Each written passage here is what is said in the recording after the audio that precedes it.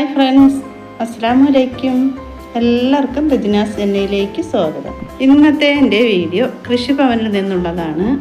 കൃഷിഭവനിൽ വെച്ച് ഞാറ്റുവേല ചന്തയും കർഷക സഭയും എന്നുള്ളൊരു പ്രോഗ്രാം ഉണ്ടായിരുന്നു. അതിൽ ഞാനും പങ്കെടുത്തിട്ടുണ്ടായിരുന്നു.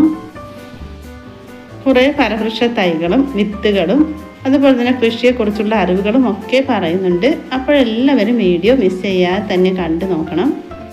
കൃഷി ഓഫീസർ ഞാറ്റുവേലയെക്കുറിച്ച് കുറച്ച് കാര്യങ്ങളൊക്കെ പറയുന്നുണ്ട്. നമുക്കത് കേൾക്കാം.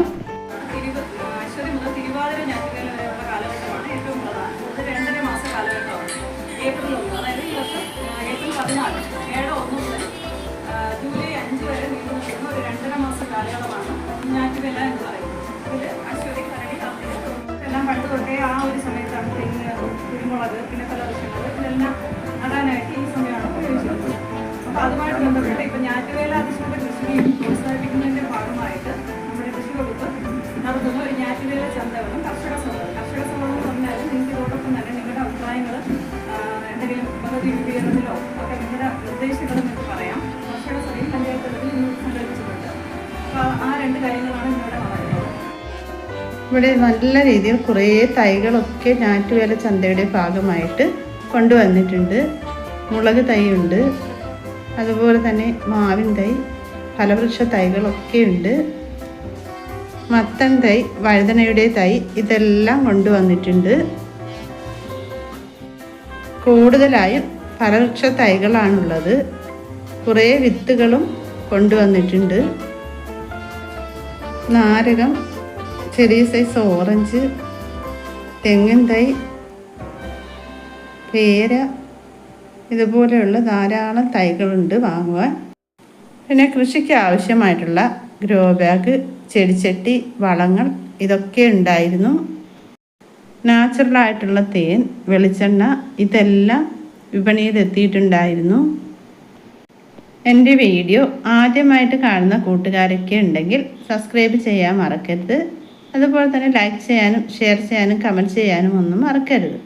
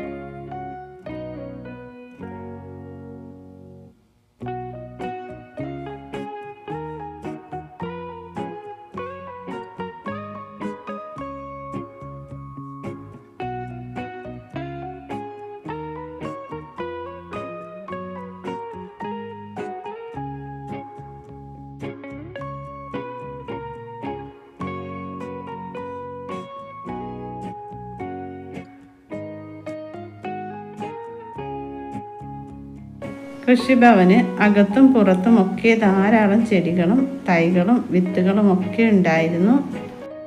കൂടുതലും ഫലവൃക്ഷ തൈകളായിരുന്നു ഉണ്ടായിരുന്നത്.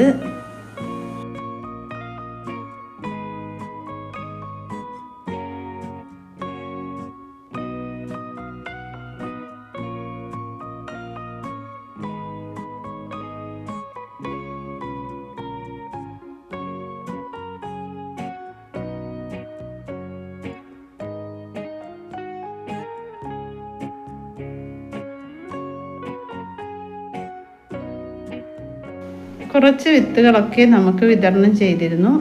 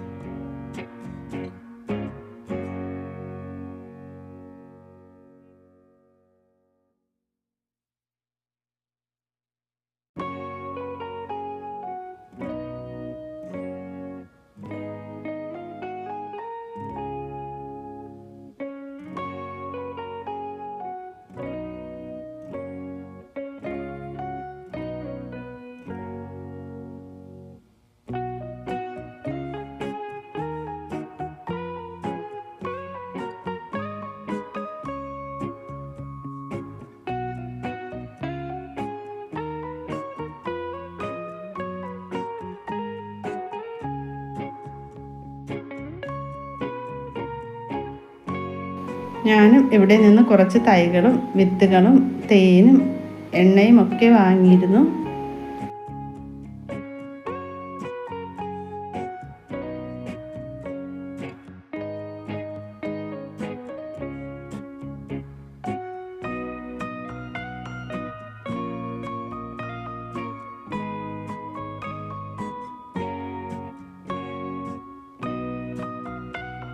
അപ്പോൾ ഇതൊക്കെയാണ് ഇന്നത്തെ എൻ്റെ വീഡിയോ നിങ്ങൾക്ക് ഇഷ്ടപ്പെട്ടുവെങ്കിൽ സപ്പോർട്ട് ചെയ്യാൻ മറക്കരുത്.